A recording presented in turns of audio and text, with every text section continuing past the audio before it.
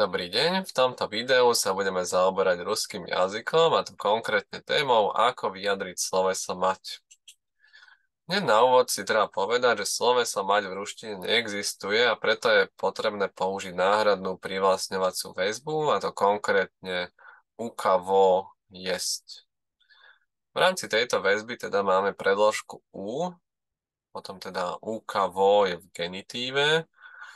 No a samozrejme toto kavo treba nahradiť či už nejakým podstatným menom alebo zámenom v genitíve. No a v kladnom tvare máme teda ešte sloveso jesť.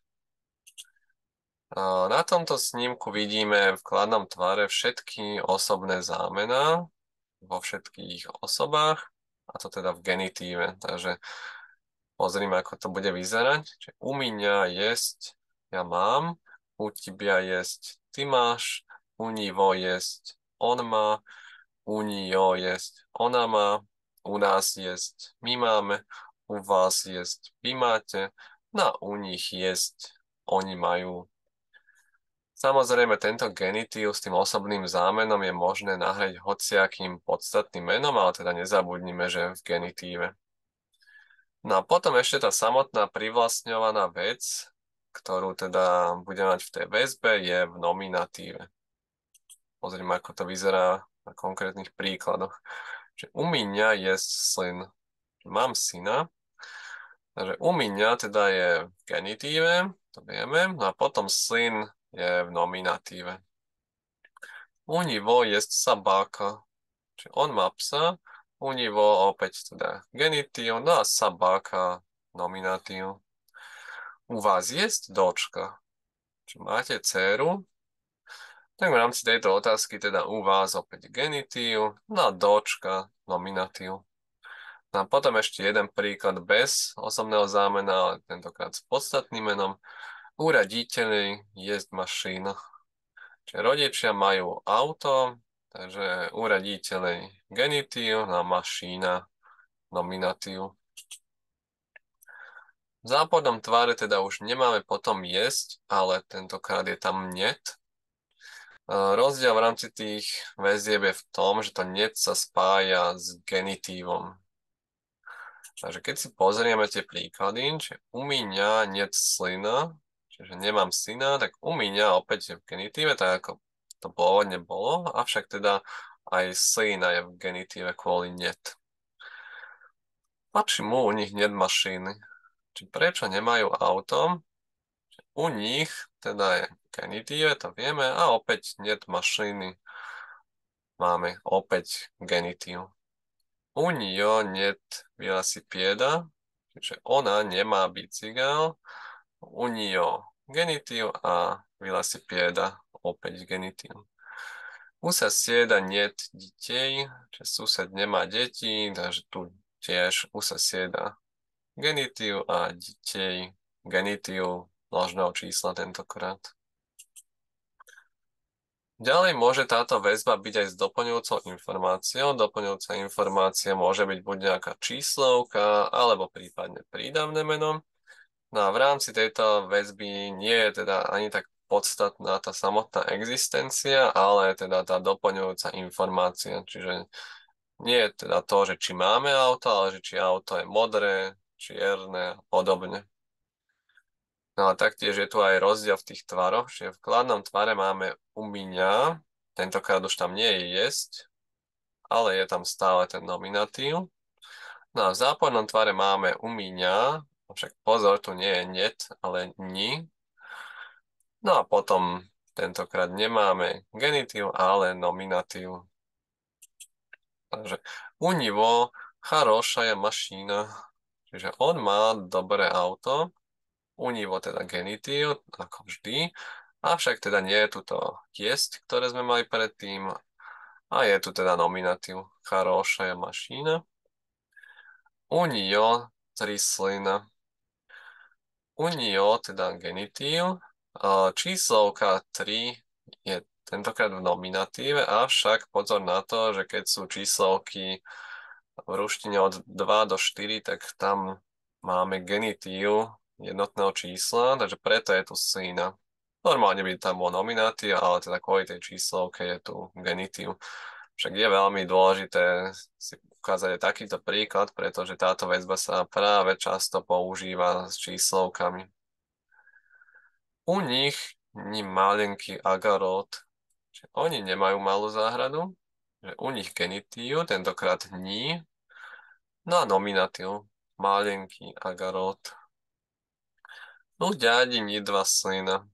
Strýko nemá dvoch synov, čiže u ďádi teda máme genitív ako vždy, ní, potom číslovka 2, a kvôli číslovke je tu genitív syna.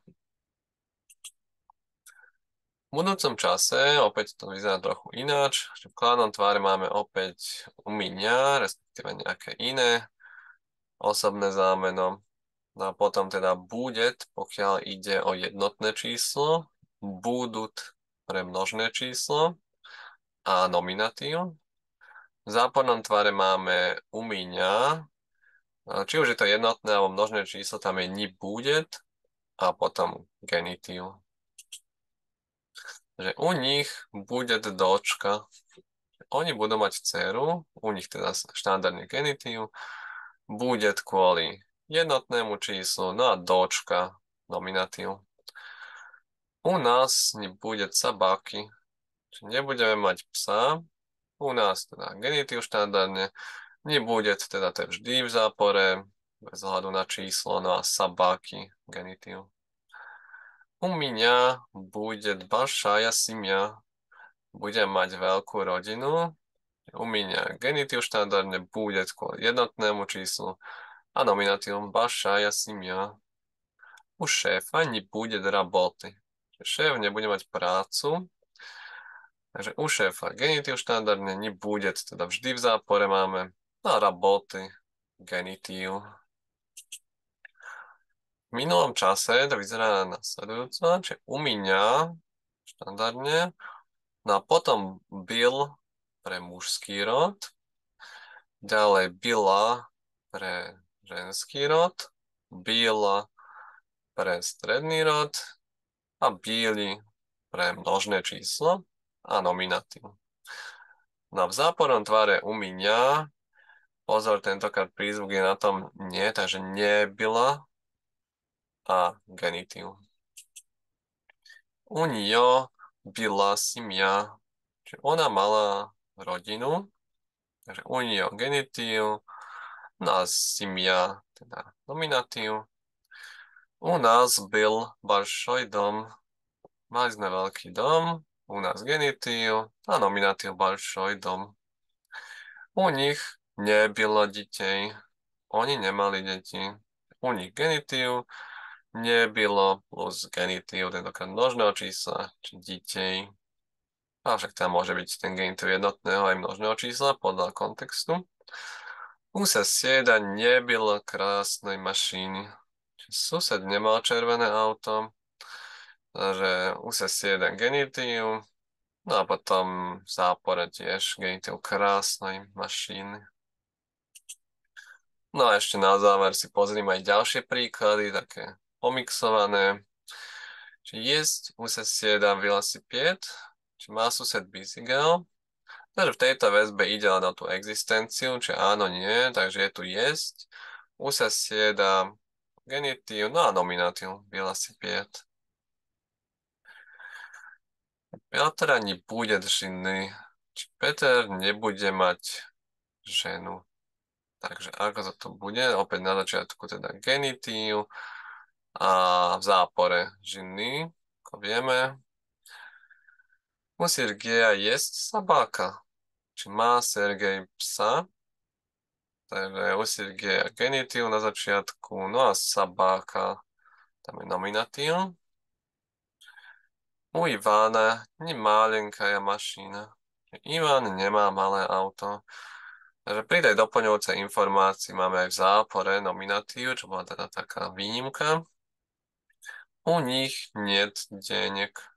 Čiže oni nemajú peniaze, takže u nich štandardne genitív, niet plus genitív v množnom čísle tentokrát, takže niet денег. No u Leny nebylo работы. Že Lena nemala prácu, u Leny genitív, nebylo, plus genitív, takže работы.